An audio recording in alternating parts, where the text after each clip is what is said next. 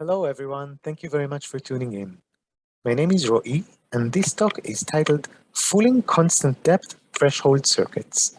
It's based on a joint work with Pooya Hatami, William Hoza, and Avishay Tal. And at a bird's eye, what we do is construct new pseudo-random generators, PRGs, for two of the most well-studied circuit classes in complexity. The first main result is the first PRG for the circuit class TC0. We construct a PRG that fools TC0 circuits of slightly superlinear size with a slightly sublinear seed length and with an exponentially smaller error. The second main result is an improved PRG for the Morgan formulas, improving on the previous best PRG.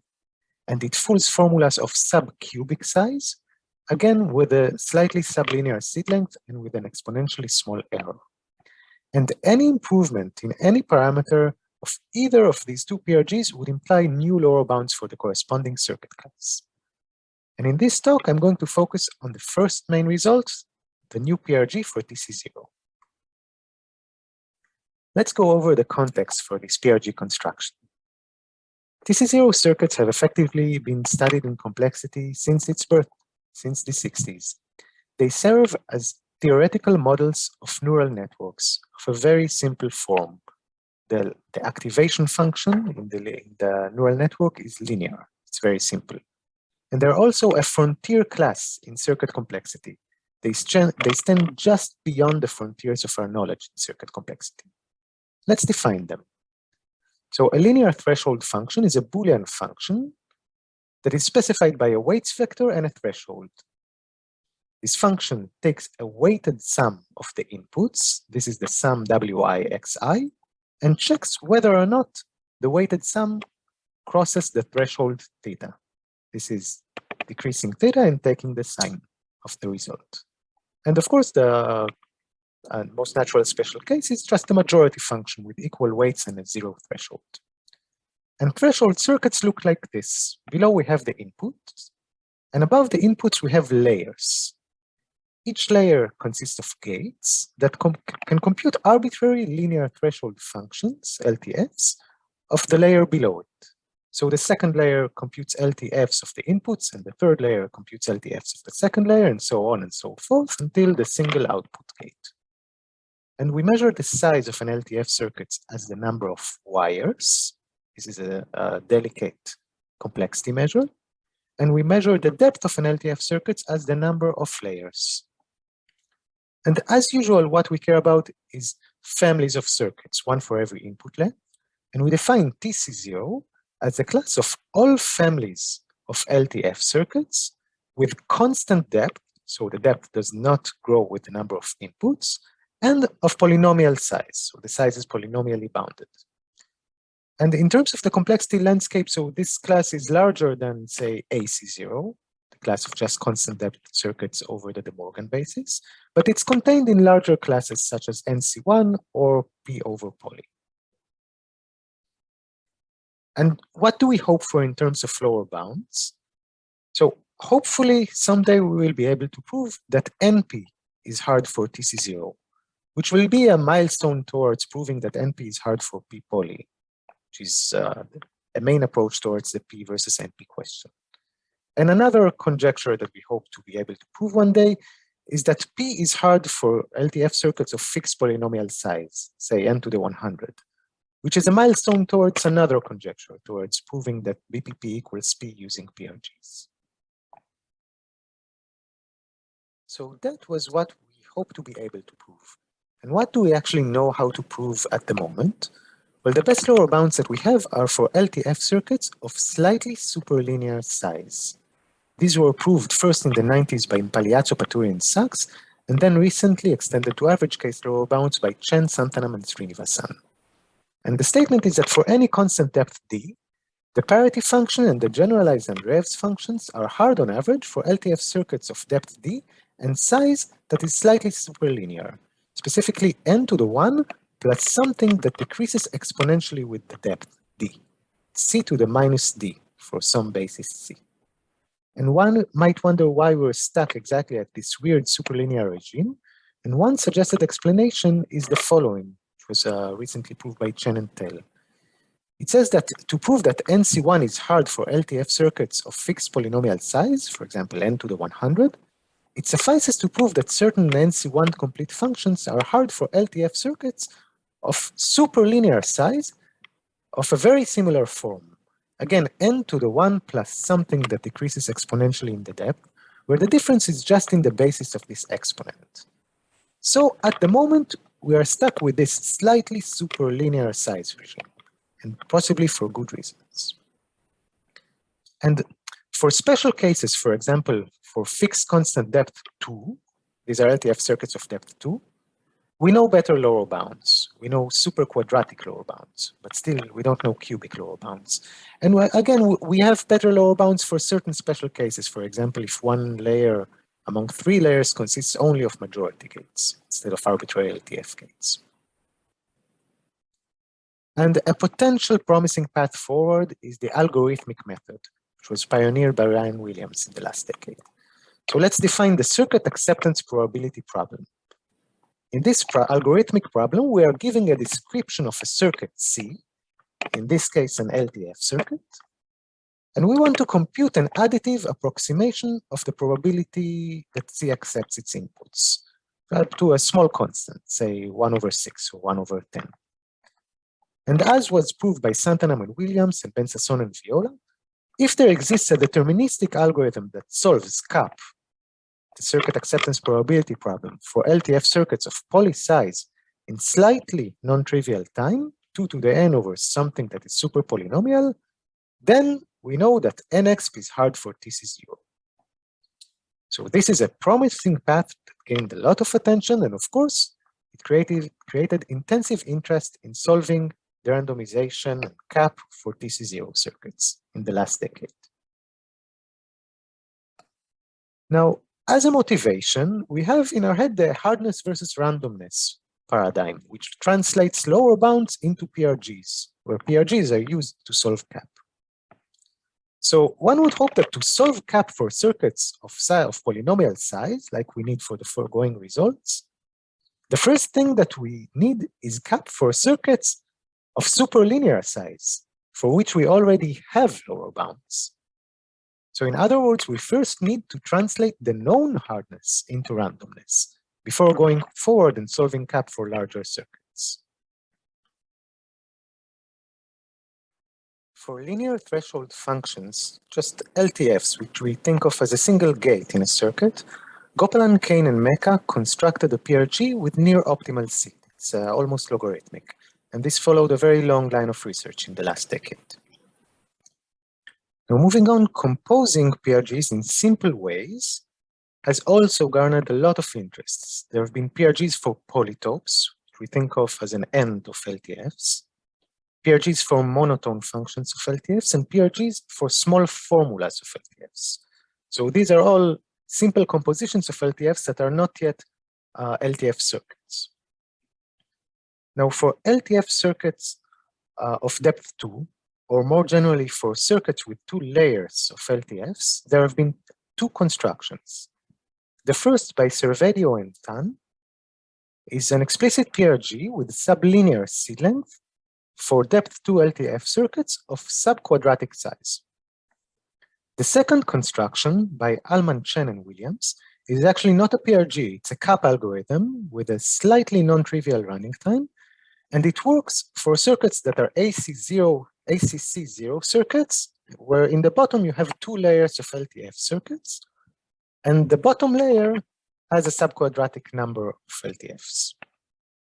These are 2 incomparable results, actually. And moving on, what do we know for circuits with more than 2 layers of LTFs? For example, for TC0, an arbitrary constant number of layers, where prior to the current work, the only thing that was known was a quantified derandomization algorithm by Tell. This is an algorithm for a problem that is more relaxed than CAP and only requires distinguishing between acceptance probability that is extremely close to 0 and acceptance probability that is extremely close to 1. And this algorithm worked almost in polynomial time and could handle circuits of the right size, the size for which we have lower bounds, but again, only solve quantified randomization rather than CAP. So the bottom line is that there was nothing known for CAP for circuits of depth larger than 2.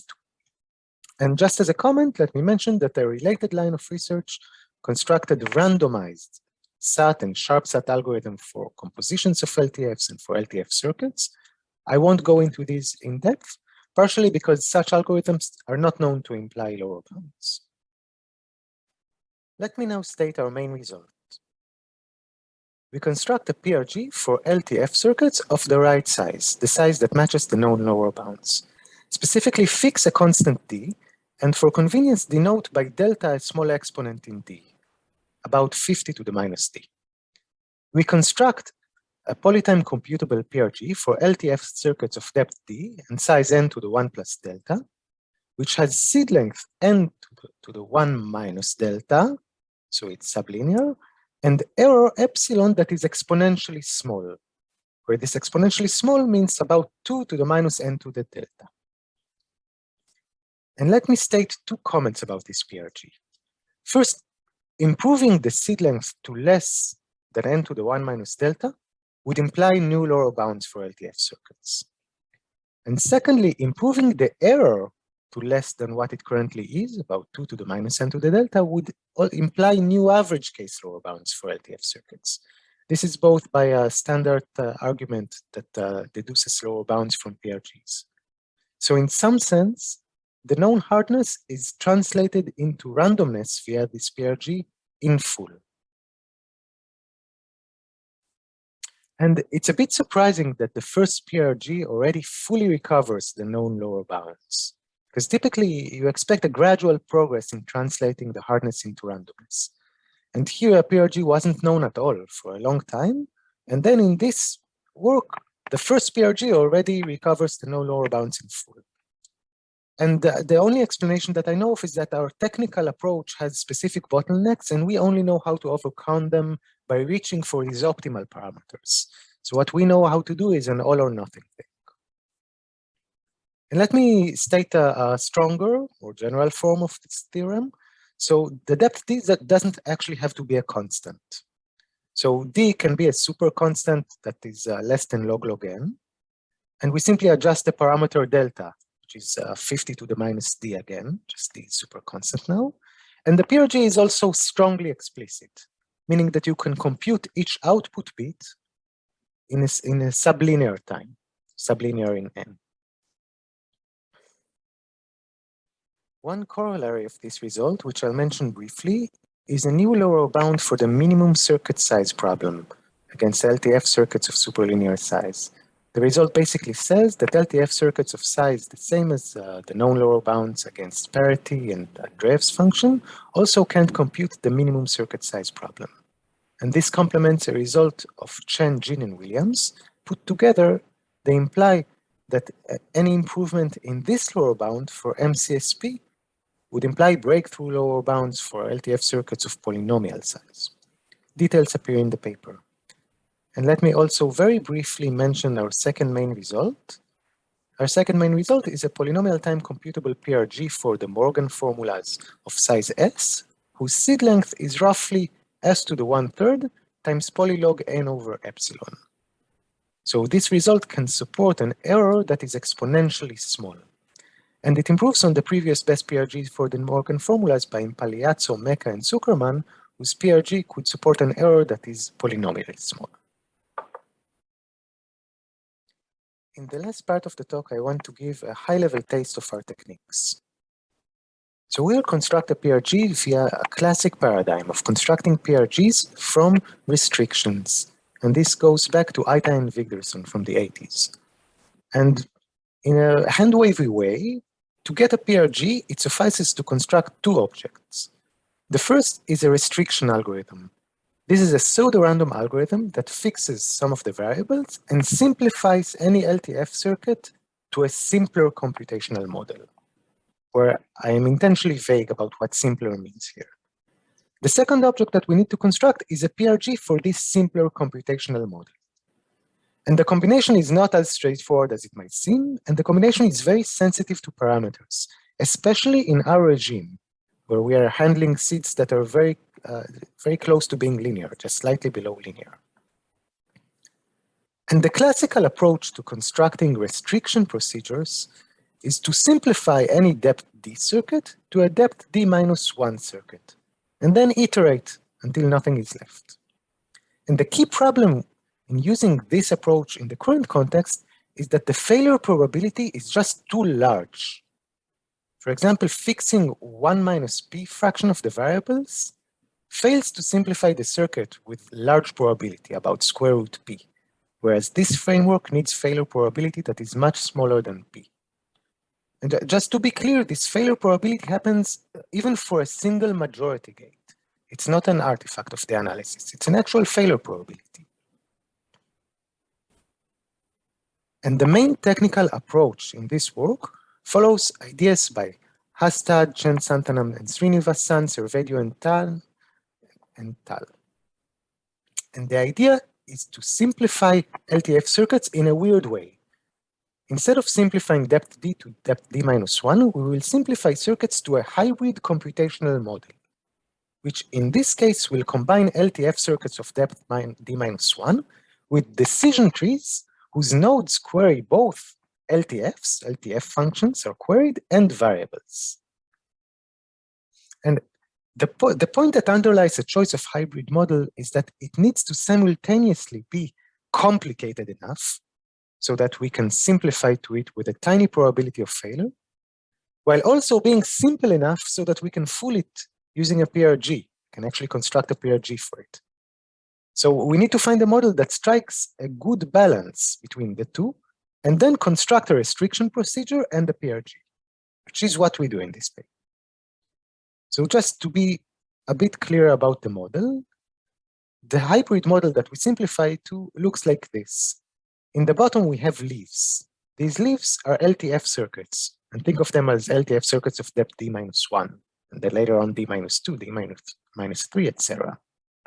And then the decision tree can make queries of two types. It can make variable queries, and it can make LTF queries, where it queries an LTF and branches right or left according to the result of the query. And the point is, of course, that we want the depth of the tree to be bounded, so not too many queries in each path. And we furthermore want each path to have as few LTF queries as possible, much, much smaller than the length of the path itself. And the two main lemmas underlying this result are first a pseudo-random restriction lemma, where I won't get into all the parameters in depth, but basically it improves on previous restriction lemmas for LTF circuits, and it simplifies an LTF circuits of depth D to such a hybrid model where the leaves are LTF circuits of depth D minus 1. And we will then iterate this lemma, applying it to the hybrid model itself to reduce the depth of the LTF circuits at the leaf to D minus 2, D minus 3, etc., until what's left in the leaf is just LTFs. And we complement this by a new PRG for this hybrid model. So we construct a PRG for this hybrid model, which can support quite extreme parameters, which is the ones that we need. And of course, technical details about these two lemmas appear in the paper. I'm going to conclude by mentioning a couple of glaring, very important open problems about LTF circuits. One problem is just to construct a CAP algorithm that runs in non-trivial time for majority of majority circuits of polynomial size. Just two layers of majority circuits. We already have lower bounds for such circuits with a polynomially small error. The other open problem is to construct a quantified de-randomization algorithm for LTF circuits of size n to something that decreases exponentially in D, but the parameters here are slightly better than the ones of the known quantified de-randomization algorithms. Specifically, the circuits are slightly larger because the base of the exponent is different. And the point of mentioning these two open problems is that solving any of them would solve the main open problem in the area, would imply that NX is hard for TC0. This was proved by Chen and Williams and Chen and Tel. That's it, everyone. Thank you very much for listening.